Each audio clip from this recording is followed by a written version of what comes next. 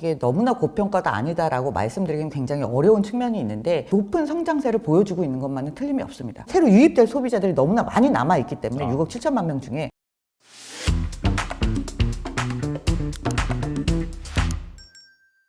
아세안 슈퍼앱 전쟁 또 서적을 출간하신 고영경 박사님 모셨습니다. 안녕하세요. 예, 안녕하세요.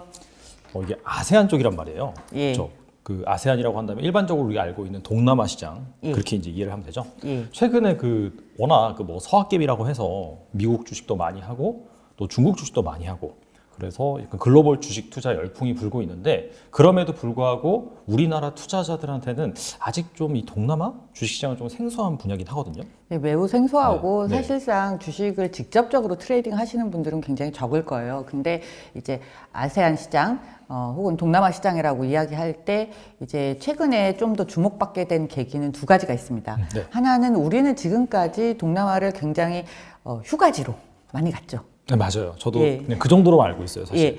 그런데 사실상 우리가 동남아에서 우리하고 경제 관계가 굉장히 밀접하다라는 건 알고 있었는데 네. 최근에 뭐 반도체 칩이 없어서 차를 못 만들고 뭐 이런 현상들이 많이 일어났잖아요. 그렇죠. 그런데 우리는 반도체 칩이라고 한다면 뭐 한국에서만 만들고 뭐 대만에서만 만들고 이렇게 생각을 했는데 실제로는 이러한 칩 중에 자동차에 들어가는 칩들 이런 것들은 사실 말레이시아에서 굉장히 생산이 많이 됩니다. 아, 말레이시아. 예, 그래서 말레이시아가 올해 돌파 감염 뭐 이런 것 때문에 코로나 19 돌연변이 때문에 굉장히 그 상황이 안 좋아졌어요. 그러면서 락다운이 길어지니까 공장이 가동을 제대로 못했거든요. 근데 거기에 있는 뭐 인텔 반도체 칩 생산하는 공장이라든가 인피니온 생산 라인이라든가 이런 게 다 멈춰서면서 공급에 문제가 생긴 거예요. 네. 그러다 보니까 이게 영향을 미치면서 이제 아세안에서 생산이 안 되면 전 세계 글로벌 밸류체인에 문제가 생기는 네네. 그런 현상들이 일어났거든요. 그렇게 보면서 우리가 동남아 경제가 한국 경제하고도 굉장히 밀접하게 연결되어 있고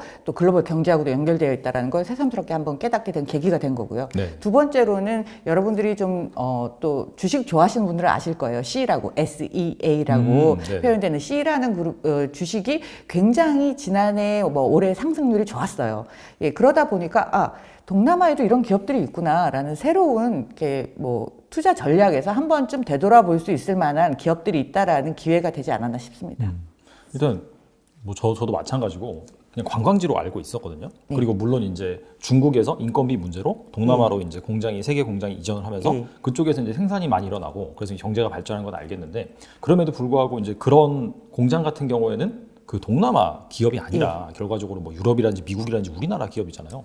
그래서 그냥 그 정도로만 알고 있지. 그럼에도 불구하고 뭐 동남아 그런 시장에서 뭐 이렇게 그 지역을 베이스로 그 나라 기업이 막 성장하는 그런 케이스도 있나요? 예, 굉장히 많이 있습니다. 사실 지금 주가 상승률이 높았다라고 말씀드렸던 C 같은 그룹도 동남아 전체에서 이제 이커머스로 1등 하는 기업이고요. 원래 이 기업이 시작할 때는 게임으로 시작을 해서 게임 퍼블리셔로 시작해서 지금은 이커머스 1등을 하는 기업입니다. 그런데 쿠팡하고 비교해보면 매출 사이즈가 훨씬 적어요. 아, 적어요? 예, 매출은 적은데 기업 가치는 3배가 넘습니다. 제가 방금 지금 조회를 했는데 200조가 넘더라고요. 예. 근데 쿠팡이 그 정도는 안 되잖아요. 예. 네이버나 뭐 카카오 합쳐도 그 정도도 안 되고. 이 뭐 하는 기업이에요, 여기는? 구체적으로?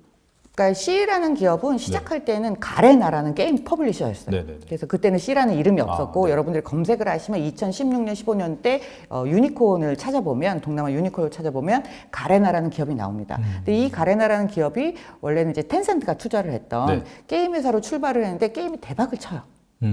프리파이어라는 게임도 대박을 치고 그 전에 나왔던 여러 개의 퍼블리싱한 게임들이 대박을 치면서 태어난 지 얼마 안 되자마자 흑자 전환을 합니다.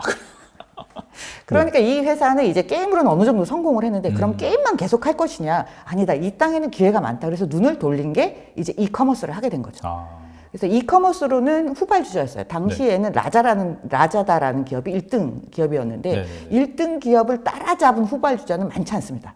그러네요. 보통 1등이 간 경우가 많거든요. 예. 그래서 1등이 되고 그리고 이런 와중에 이제 모든 기업들이 원하는 게 뭐냐면 디지털 페이먼트를 갖고 싶어요. 그래, 결제가 들어가요. 네네네. 모든 서비스나 핀테크, 비즈니스는 실제로는 뭐 돈이 주고 왔다 갔다 해야지만 네네네. 비즈니스가 일어나는 건데요. 네네. 그래서 이 회사도 결제 부분을 가지고 있어요.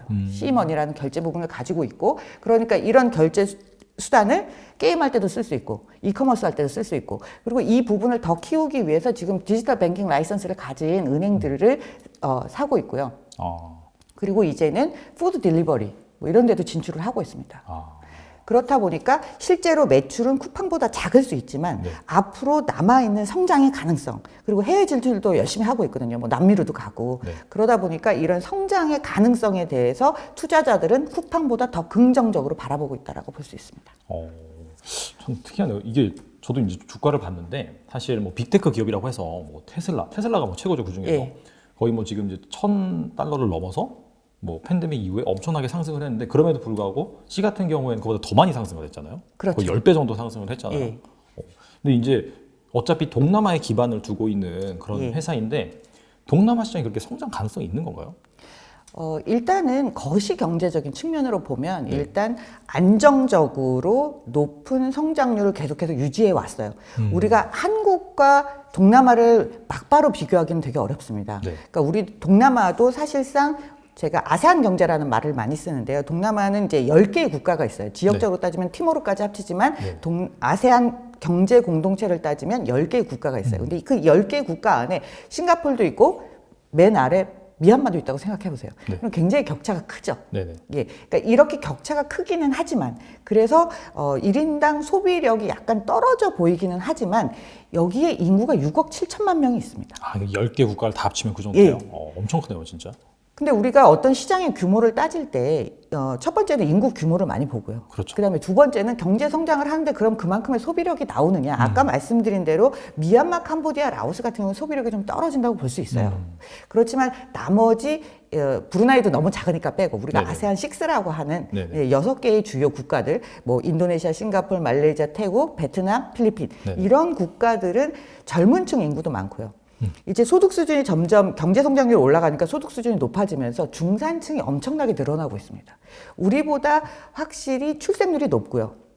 그리고 이 젊은 층의 인구 비중도 굉장히 높은데 이 사람들이 점점 이제 돈을 버는 나이로 진입을 하고 그러면 어찌 됐든 애를 한 명 낳든 두 명 낳든 계속 결혼을 할 것이고 쓰는 대로 소비를 할 거잖아요. 그러니까 이런 소비의 증가율이 한국보다 더 높게 보고 있다라는 거죠. 그게 아무래도 좀 연령층과 좀 인구 구조, 피라미드 예. 구조랑 좀 관련이 있겠네요. 예.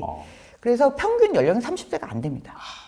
우리나라로 치면 거의 한 1990년대, 80년대 그 수준이라고 예. 볼 수 있겠네요. 그런데 이 중요한 건 이 젊은 층이 많다는 그 지점에서 우리가 또 하나 생각해 봐야 될 건 다 모바일을 들고 있잖아요. 그렇죠.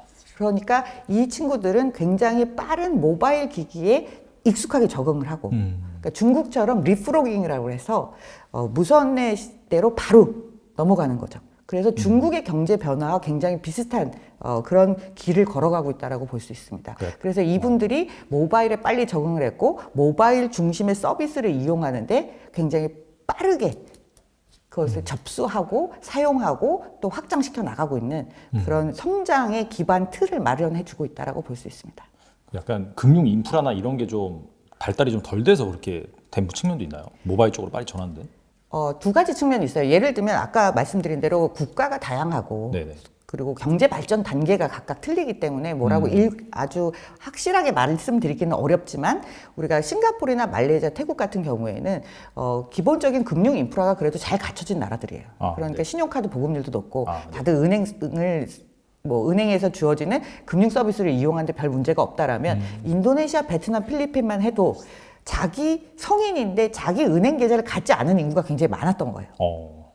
그러면 은행 계좌도 없는데 신용카드가 있을 리 만무하지 않습니까? 그렇죠, 없죠. 네. 그런데 이런 게 안 된다면 이커머스를 이용할 때 굉장히 불편하겠죠.